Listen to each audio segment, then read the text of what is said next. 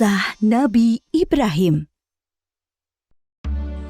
Nabi Ibrahim lahir dan dibesarkan di Padang Aram, daerah Irak, dan termasuk dalam wilayah kerajaan Babilonia.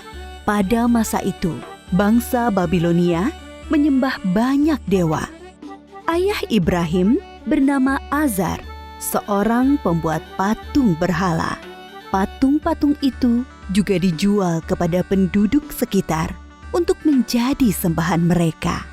Allah memberi Ibrahim pikiran yang cerdas dan kritis, serta keberanian yang besar. Dia mengilhamkan pemahaman kepada Ibrahim bahwa menyembah patung-patung itu adalah kesesatan yang nyata. Ibrahim bertanya dalam hati, "Ayah, mengapa ayah menjadikan patung-patung itu sebagai Tuhan? Bukankah ayah yang membuatnya? Bukankah patung-patung itu tidak bisa mendengar doa-doa kita?" Dia berpikir keras, siapakah sebenarnya Tuhan yang pantas dipuja, dimintai pertolongan dan perlindungan? Allah membimbing Ibrahim untuk memahami Tuhan yang sebenarnya. Mula-mula, Allah memperlihatkan langit yang penuh bintang bercahaya di malam yang gelap. Ibrahim berkata, "Sungguh indah, inilah Tuhanku." Ketika pagi tiba, langit menjadi terang. Bintang-bintang itu pun menghilang. Oh, bintangnya hilang. Aku tidak suka Tuhan yang menghilang. Itu bukan Tuhan. Pada malam yang lain, Ibrahim melihat bulan terbit sangat menawan. Wah, sungguh indah. Ini dia Tuhanku. Ketika pagi tiba, bulan itu tenggelam. Ternyata yang ini juga tenggelam. Ini juga bukan Tuhan. Oh, manakah Tuhan yang sebenarnya? Kalau Dia tidak memberi petunjuk kepadaku, pasti aku juga sesat seperti kaumku. Di kesempatan lain, Ibrahim melihat matahari terbit. Sinarnya terang memukau. Ini dia Tuhanku, Dia yang paling besar. Tetapi di senja hari, matahari akhirnya tenggelam. Taulah dia, matahari pun bukan Tuhan. Wahai kaumku, aku tidak mau menyembah Tuhan-Tuhanmu itu. Aku ingin mengabdikan diriku pada pencipta semua ini. Dia berusaha membuka pikiran kaumnya atas kesesatan mereka selama ini. Paman, patung-patung apa ini? Mengapa semua menyembahnya? Dari dulu leluhur kita menyembah Tuhan-Tuhan ini. Iya benar, bapak-bapak kita pun menyembah semua ini. Kalau begitu, kalian dan bapak-bapak kalian salah besar.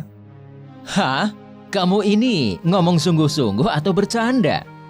Sebenarnya, Tuhan kita adalah pencipta langit dan bumi. Dasar anak muda ngelantur. Ibrahim bersumpah dalam hati akan menghancurkan patung-patung berhala itu untuk membuktikan kesalahan mereka.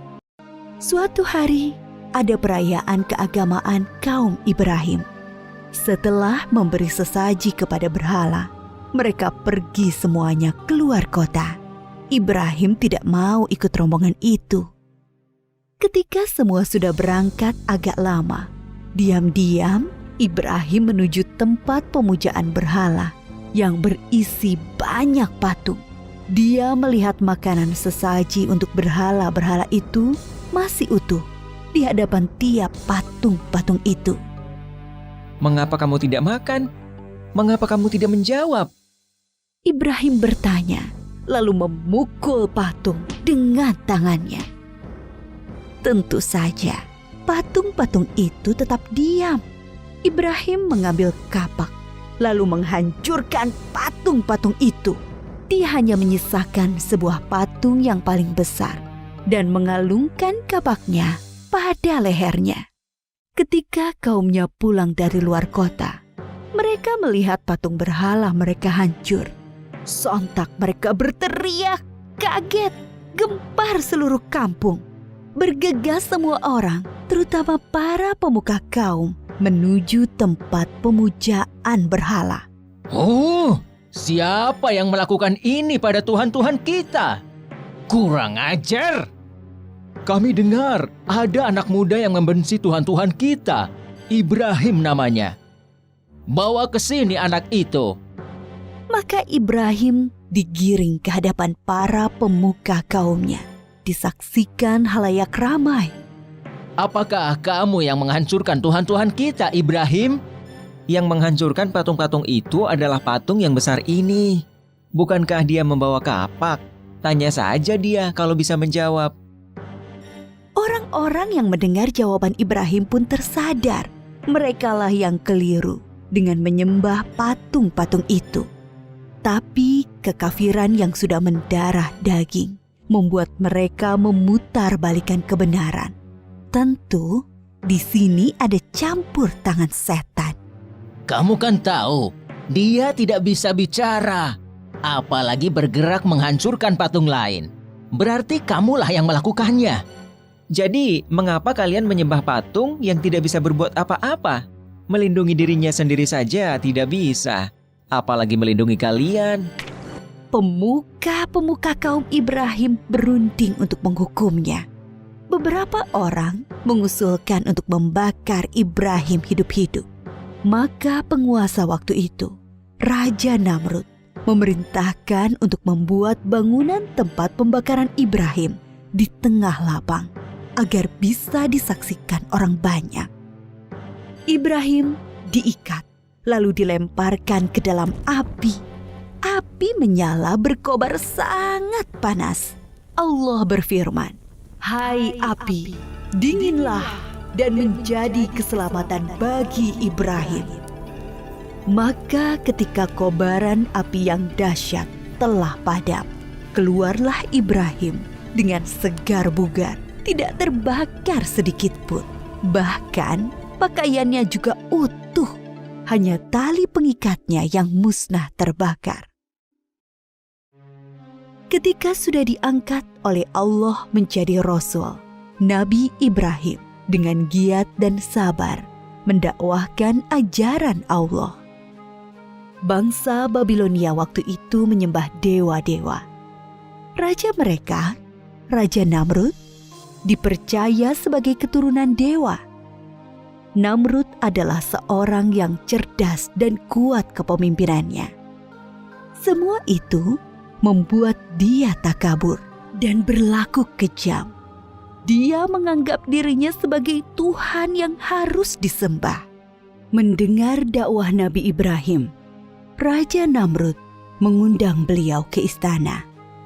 Tentu tujuannya untuk menghentikan dan menghukum Nabi Ibrahim. Kemudian Raja Namrud dan Nabi Ibrahim berdebat tentang Tuhan yang patut disembah. Siapakah yang kau anggap Tuhanmu itu, Ibrahim? Apa kekuasaannya? Tuhanku adalah yang menghidupkan dan mematikan. Aku juga menghidupkan dan mematikan. Aku menjatuhkan hukuman pada orang-orang dan aku berkuasa untuk mengampuni dan membiarkan mereka hidup. Allah menerbitkan matahari dari timur. Kalau kau juga Tuhan, terbitkanlah matahari dari barat. Raja Namrud tercengang dan terdiam mendengar jawaban Nabi Ibrahim. Dia kebingungan bagaimana menjawab tantangan Nabi Ibrahim.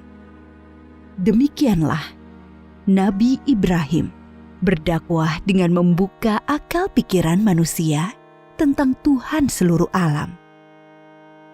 Ada suatu peristiwa ajaib yang menunjukkan maha kuasanya Allah.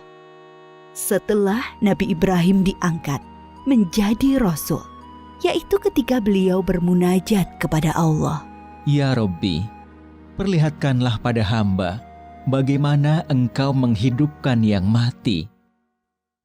Allah Subhanahu wa Ta'ala berfirman, "Belum percayakah engkau pada kekuasaanku?" Hamba percaya, tapi hamba ingin hati hamba yakin. Kemudian Allah Subhanahu wa Ta'ala berfirman, "Ambillah 4 ekor burung, lalu potong-potonglah mereka, lalu lemparkan di atas tiap satu bukit, satu bagian. Kemudian, panggillah mereka. Pasti mereka akan datang kepadamu dengan segera. Nabi Ibrahim melakukan yang diperintahkan Allah. Maka keimanannya bertambah mantap. Kepada bapaknya, Nabi Ibrahim tidak putus asa mengajak meninggalkan penyembahan berhala. Wahai ayahku, mengapa ayah menyembah sesuatu yang tidak bisa mendengar dan melihat, serta tidak dapat berbuat apa-apa untuk menolongmu? Sesungguhnya Allah memberi aku ilmu. Ikutilah aku, wahai ayahku. Jangan ikuti setan. Aku takut engkau akan ditimpa azab. Bencikah kau pada Tuhan-Tuhanku Ibrahim? Diam. Kalau tidak, kau akan aku rajam. Pergilah, tinggalkan aku. Selamat berpisah, ayah. Semoga keselamatan dilimpahkan kepadamu. Aku akan memohonkan ampunan dan hidayah untukmu. Nabi Ibrahim terus memohonkan ampunan Allah untuk Azar. Sampai kemudian jelas baginya bahwa Azar tidak mau beriman dan terus memusuhi Allah. Allah melarang memohonkan ampunan bagi orang-orang kafir. Setelah terbukti tidak ada yang beriman di antara kaumnya selain Lut, keponakan beliau dan sanak sepupu beliau yang menjadi istri beliau, Nabi Ibrahim hijrah meninggalkan kampung halamannya di Irak. Atas perintah Allah, beliau menuju Palestina atau Syam bersama istri dan keluarga Lut. Di Palestina, Nabi Ibrahim terus berdakwah kepada penduduk setempat. Sambutan penduduk Palestina terhadap dakwah beliau kurang bagus. Akhirnya muncul paceklik dan wabah penyakit di sana. Atas perintah Allah, Nabi Ibrahim dan Nabi Lut berpisah. Nabi Lut dan keluarganya menuju Sadum di Syam, sedangkan Nabi Ibrahim bersama dengan Bunda Sarah menuju Mesir. Saat itu, Mesir diperintah oleh sang raja yang zalim, yang menyukai wanita-wanita cantik untuk dijadikan selir-selirnya. Tidak peduli wanita itu bersuami atau tidak. Bila wanita itu bersuami, maka suaminya akan dibunuh. Raja Mesir bermaksud buruk pada Bunda Sarah yang cantik. Maka Nabi Ibrahim berbohong bahwa beliau adalah saudara Sarah, supaya tidak dibunuh oleh raja. Allah menghalangi niat jahat sang raja. Raja mengembalikan Bunda Sarah kepada Nabi Ibrahim dan memberi hadiah seorang pelayan untuk Bunda Sarah. Pelayan istana itu seorang kulit hitam yang santun dan bernama Hajar. Nabi Ibrahim tinggal beberapa lama di Mesir. Dimanapun, Nabi Ibrahim selalu mendakwahkan pengabdian kepada Allah Subhanahu wa Ta'ala. Tetapi bumi Mesir ternyata juga bukan tempat yang baik untuk perkembangan dakwah.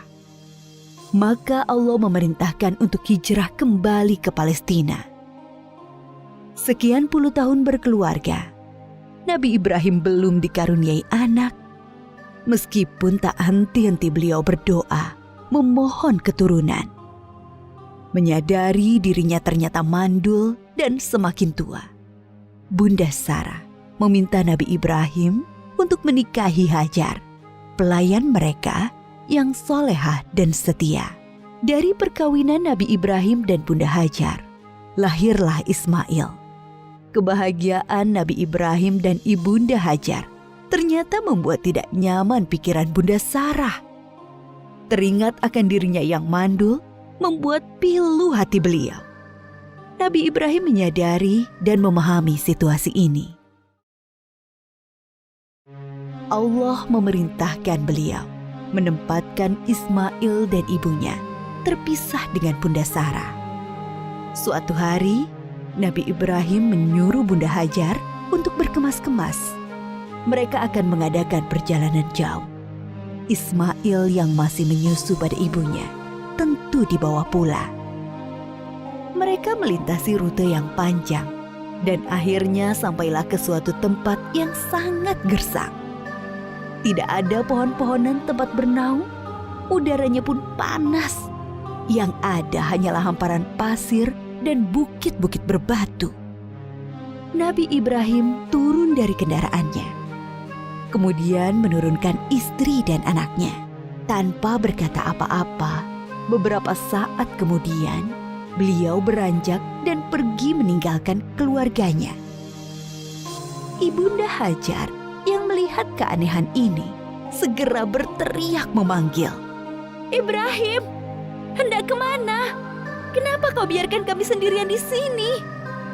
Nabi Ibrahim tidak menjawab, hanya menunduk terus berjalan. "Ibrahim, apakah ini perintah Allah?" Iya. "Kalau begitu aku yakin Allah tidak akan membiarkan kami." Ibunda Hajar begitu sabar dan ridho pada keputusan Allah. Nabi Ibrahim sebenarnya tidak tega meninggalkan keluarganya di tempat terpencil dan gersang itu. Tetapi keyakinan akan kebenaran Allah dan kemurahan Allah menjadikan beliau mematuhi perintah yang sulit ini. Dengan berlinang air mata, beliau berdoa sebelum kembali ke Palestina. Tuhanku, aku telah menempatkan keluargaku di tempat gersang ini, di dekat rumah-Mu, Ka'bah. Mudah-mudahan mereka menegakkan sholat dan jadikanlah hati manusia senang kepada mereka. Dan berikanlah mereka rizki buah-buahan supaya mereka bersyukur. Kurang lebih 10 tahun kemudian, sekitar Ka'bah sudah menjadi tempat yang ramai berkat munculnya sumber air Zam-Zam. Banyak orang bermukim di sana. Ibunda Hajar dan Ismail sangat dihormati oleh penduduk karena mereka dianggap pemilik sumber air itu. Ismail tumbuh menjadi anak yang tampan, santun, dan sabar. Suatu ketika, Nabi Ibrahim mengunjungi keluarganya di Mekah. Setelah beberapa lama tinggal di sana, suatu malam beliau bermimpi menyembelih Ismail. Nabi Ibrahim termangu-mangu memikirkan mimpinya. Wahyu dari Allah atau godaan setan? 2 malam berikutnya, mimpi yang sama terulang. Maka pagi harinya, setelah mimpi yang ketiga, beliau yakin ini perintah Allah yang harus dilaksanakan walaupun terasa sangat berat di hati. Nabi Ibrahim bermusyawarah dengan keluarganya tentang mimpi itu. Anakku, aku melihat dalam mimpi, aku menyembelihmu. Pikirkan, apa pendapatmu? Ismail sangat memahami bahwa ayahnya adalah Nabi Allah. Mimpi para nabi adalah wahyu ilahi. Dengan mantap dia menjawab, Ayah, laksanakan perintah Allah. Insya Allah, aku akan sabar menerimanya. Bertambah rasa syukur Nabi Ibrahim. Bertambahlah kecintaan kepada anaknya. Bertambah mantap pula hati beliau melaksanakan perintah yang sulit itu. Berangkatlah Nabi Ibrahim dan Ismail menuju Mina, tempat penyembelihan. Sepanjang jalan, iblis menggoda mereka agar mengurungkan niat pengorbanan Ismail. Ibrahim, dasar ayah tidak punya perasaan. Anak sendiri mau disembelih. Ingat, kau berdoa puluhan tahun meminta anak. Allah sudah memberimu anak yang soleh. Sekarang kau mau sembelih, ha? Nabi Ibrahim mengambil kerikil-kerikil dan melempari iblis. Beliau tidak bergeming dengan godaan-godaan itu. Hatinya dipenuhi keyakinan yang mantap kepada Allah. Begitu pula Ismail. Sampai di tempat penyembelihan, Nabi Ibrahim membaringkan Ismail, bersiap mengayunkan golok yang tajam ke leher anaknya. Lalu Allah berfirman, "Hai Ibrahim, engkau telah menaati perintahku. Ini adalah perintah yang sulit. Aku memberi balasan orang-orang yang berbuat baik." Allah mengganti Ismail dengan seekor domba yang besar. Itulah yang kemudian disembelih sebagai kurban, sedangkan Ismail tidak jadi disembelih. Peristiwa ketika Ibunda Hajar ditinggalkan sendirian bersama Ismail ketika masih bayi dan pengorbanan Ismail diabadikan dalam rangkaian ibadah haji kita. Peristiwa penting lain antara Nabi Ibrahim dan Ismail adalah ketika Allah memerintahkan mereka meninggikan bangunan Ka'bah. Pondasi Ka'bah sudah ada sebelum masa Nabi Ibrahim. Beliau dan Ismail hanyalah meninggikan temboknya. Ka'bah itu kemudian menjadi pusat ibadah sholat dan haji. Ketika tembok sudah tinggi, Nabi Ibrahim kesulitan membuatnya lebih tinggi lagi di atas jangkauan tangannya. Maka beliau menjadikan sebuah batu sebagai pijakan kakinya. Pada batu pijakan itu membekas tapak kaki Nabi Ibrahim dan dinamakan Makom Ibrahim yang bisa disaksikan sampai saat ini. Ketika Ka'bah sudah jadi, Nabi Ibrahim berdoa untuk beliau dan Ismail dan anak keturunan mereka berdua. Antara lain, supaya diangkat Rasul dari keturunan mereka. Diangkatnya Muhammad SAW sebagai Rasulullah adalah jawaban atas doa Nabi Ibrahim. Nabi Muhammad SAW adalah keturunan Nabi Ismail. Suatu ketika, Nabi Ibrahim sedang berada di Palestina bersama Ibunda Sarah. Datanglah tamu asing, 3 orang laki-laki tampan yang tidak dikenal oleh Nabi Ibrahim. Nabi Ibrahim meminta Ibunda Sarah memasak sapi panggang untuk menjamu tamu-tamu itu. Nabi Ibrahim memang sangat menghormati tamu. Setelah hidangan siap, Nabi Ibrahim mempersilahkan tamu-tamunya makan. Tetapi para tamu itu sama sekali tidak menyentuh hidangan yang lezat itu. Timbul rasa takut dalam hati Nabi Ibrahim. Jangan takut, kami adalah malaikat utusan Allah. Kami tidak makan dan tidak minum. Kami membawa berita gembira. Allah akan mengaruniai kalian seorang anak yang sangat cerdas, yang mempunyai pengetahuan sangat dalam. Mendengar itu, Ibunda Sarah memekik kegirangan. Hah? Benarkah? Padahal aku seorang perempuan tua yang mandul. Adakah tugas kalian yang lain, wahai para malaikat? Sebenarnya kami diutus untuk menurunkan hukuman bagi penduduk Syadum karena mereka keterlaluan. Tapi di sana ada Lut dan orang-orang beriman. Siksa ini hanya mengenai orang-orang yang durhaka. Lut, keluarga serta pengikutnya akan selamat, kecuali seorang istrinya yang jahat. Dia turut binasa. Nabi Ibrahim dikaruniai keturunan di masa tuanya. Beliau sendiri dikaruniai umur panjang. Dari keturunan Nabi Ismail, kelak akan lahir Nabi Muhammad. Sedangkan dari keturunan Nabi Ishak, lahir nabi-nabi Bani Israel. Semua nabi yang ada dalam Al-Quran setelah Nabi Ibrahim adalah keturunan beliau. Maka Nabi Ibrahim disebut juga bapak para nabi. Nabi Ibrahim disebut juga sebagai bapak tauhid yang pertama mengajarkan bahwa Allah adalah Tuhan semesta alam. Para nabi sebelumnya hanya mengajarkan sebatas Tuhan suatu kaum. Nabi Ibrahim diberi gelar Khalilullah, artinya kekasih Allah.